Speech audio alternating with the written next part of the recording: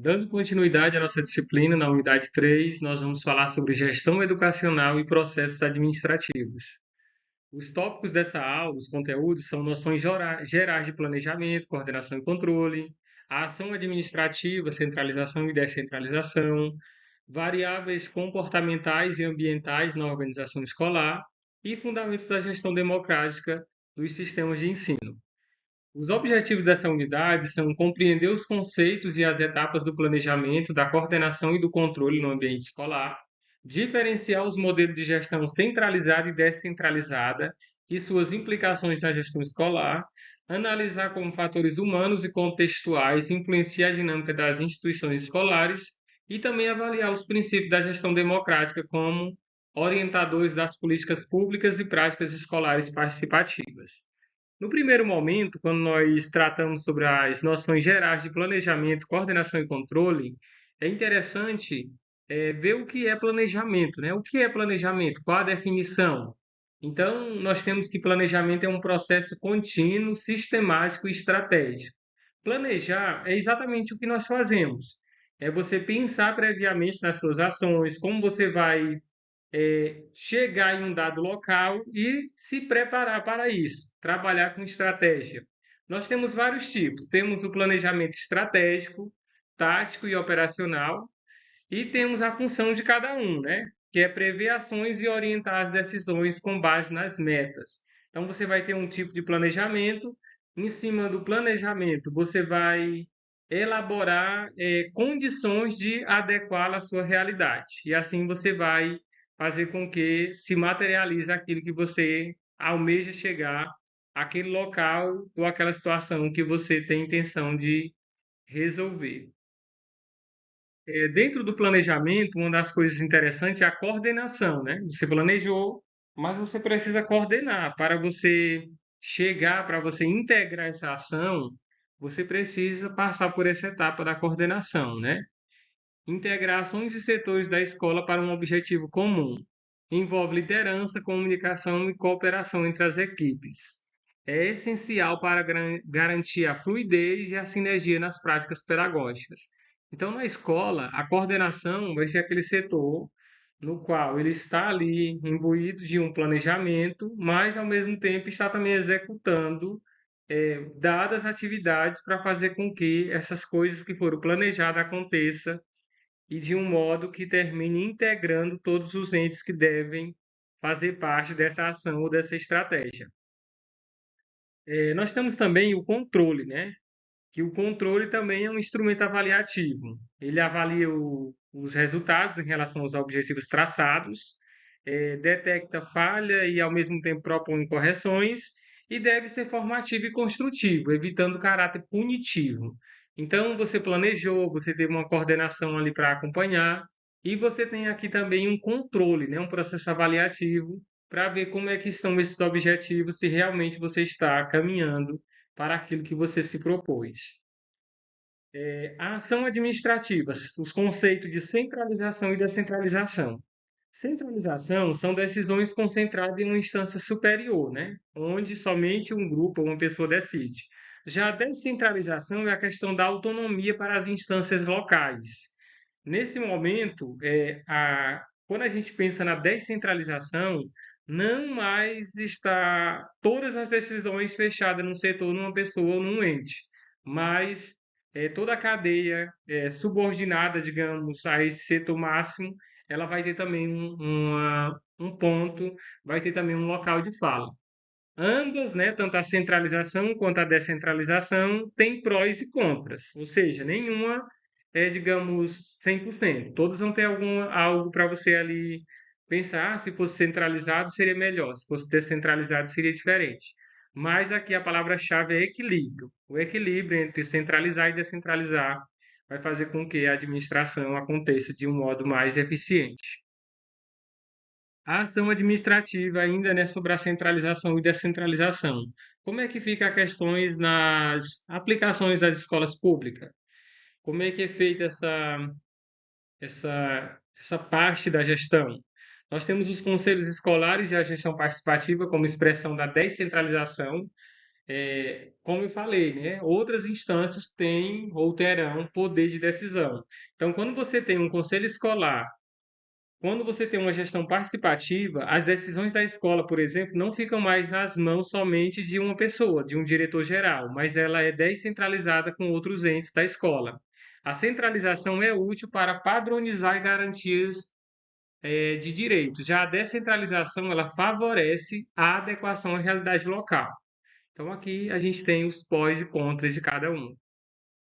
E qual é o papel do gestor dentro desse tipo de administração? O gestor precisa mediar as esferas administrativas e pedagógicas, atuar como articulador entre comunidade, secretaria e escola e decidir de forma democrática, respeitando as diretrizes legais. Algumas variáveis também comportamentais e ambientais são interessantes destacar dentro da organização escolar, como as questões relacionadas aos relacionamentos interpessoais e o clima organizacional. Nós sabemos que, por exemplo, uma escola, independente do tamanho da região que ela é situada, ela tem várias especificidades. E esse clima organizacional, como as pessoas se relacionam no âmbito ali da instituição, vai ser decisivo para as conduções e para resolutivas com relação aos conflitos, né? Que conflitos são inerentes à prática humana. Se tem pessoas, haverá conflito. Mas cabe a essa gestão fazer a gestão do conflito. E como fazer isso?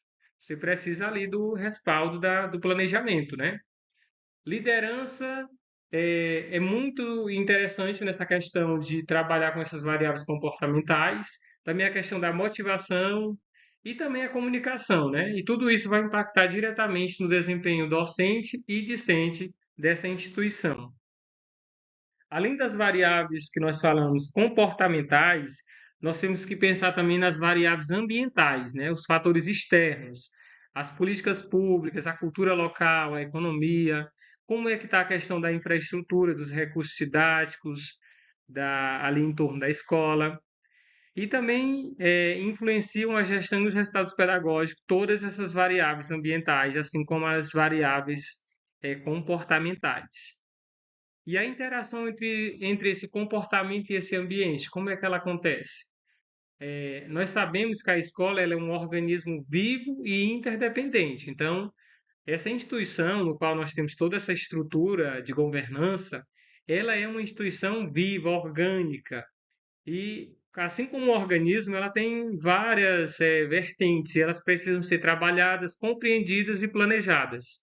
A gestão precisa promover equilíbrio entre pessoas e estrutura. Então, esse gestor, imbuído dessa função de gerir uma dada organização, precisa ter competências, e competências essas ambientais e comportamentais que levem a ele criar ou desenvolver esse equilíbrio entre as pessoas que estão ali envolvidas nessa cultura organizacional, nessa empresa, nessa escola. Criar também um ambiente acolhedor, potencializando práticas inclusivas e inovadoras. Então, aqui também é um outro ponto que é interessante destacar nessa interação ambiente-comportamento. Quando a gente pensa nessa gestão escolar, automaticamente nós vamos para a gestão democrática, né? Lembrando que nós vamos falar ainda da gestão democrática e também sobre PPP na próxima unidade, na nossa próxima aula. Mas aqui também esse assunto já chega e nós vamos começar a falar. A gestão democrática ela tem fundamento na Constituição Federal de 88, mais precisamente no artigo 206, né, que fala que o ensino ele deve ser ministrado com o princípio da gestão democrática. Também na Lei de Diretrizes e Bases da Educação Nacional, né, a nossa Lei 9.1394, de dezembro de 96, que coloca também os princípios lá da gestão democrática e devem ser seguidos pelas escolas de todo o Brasil. E também, para além disso, nós temos o Plano Nacional de Educação, que foi no período aí de 2014, 2024, na meta 19, traz as questões relacionadas à gestão democrática. E ainda falando na gestão democrática, essa gestão ela tem a participação da comunidade escolar, existe a questão da transparência do colegiado que compõe essa gestão, e esse colegiado vai participar das decisões dessa escola. Então, é muita responsabilidade e precisa ser pessoas que representem essa comunidade.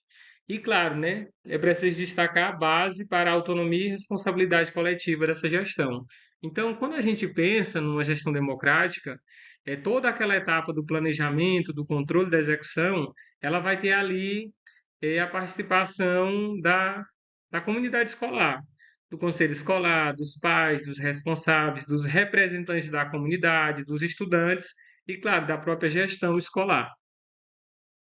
Os fundamentos da gestão democrática dos sistemas de ensino é a participação, né? Essa participação ela leva à autonomia e essa autonomia leva à descentralização. A decisão que as pessoas vão tomar é dentro daquele poder que é constituído para ela. E essa descentralização e essa autonomia também leva à existência de órgãos colegiados, a construção coletiva de projetos, também a questão de uma escola mais democrática e mais inclusiva, e, por fim, na melhoria da qualidade desse sistema que é oferecido. E quais são os instrumentos dessa gestão democrática? Um dos principais instrumentos vai ser o PPP, e é o objeto da próxima aula, né, que é o Projeto Político Pedagógico, mas tem também os conselhos escolares, que nós já falamos, os grêmios estudantis, as reuniões colegiadas, o próprio regimento escolar e a avaliação institucional participativa, que também é um elemento que está como instrumento da gestão democrática. O conselho escolar, ele se trata de uma instância colegiada que deve contar com a participação de representantes dos diferentes segmentos da comunidade escolar e local, podendo constituir um espaço de discussão de caráter consultivo, deliberativo, fiscalizador e mobilizador. Então, é uma instância peculiar e indispensável dentro da gestão democrática. Essas são as principais referências utilizadas nessa aula e nos veremos na próxima unidade. Até mais. Até mais.